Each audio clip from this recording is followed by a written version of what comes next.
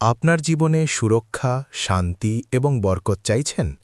এই ভিডিওতে আছে 7টি গুরুত্বপূর্ণ দোয়া যা প্রতিদিন পড়লে আল্লাহর রহমত বর্ষিত হবে। যেই দোয়া পড়লে জ্ঞান, বুঝ ও সিদ্ধান্ত শক্তিশালী হয়।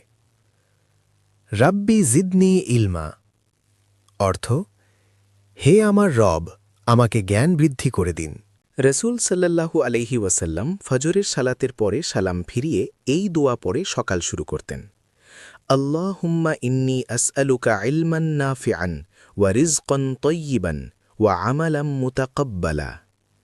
হে আল্লাহ, আমি আপনার কাছে উপকারী জ্ঞান চাই, পবিত্র, হালাল ও উত্তম রিজিক চাই এবং কবুলযোগ্য আমল চাই। ভয় ও অনিশ্চয়তার এই দোয়া পড়বেন। হাসবি আল্লাহু লা ইলাহা ইল্লা হুয়া অর্থ, আল্লাহই আমার জন্য যথেষ্ট। রিজিক নিয়ে পেরেশান আছেন?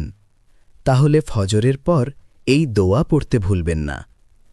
আল্লাহুম্মা ইন্নী আসআলুকা রিজকান তাইয়্যিবা অর্থ, হে আল্লাহ, আমাকে হালাল রিজিক দান করুন।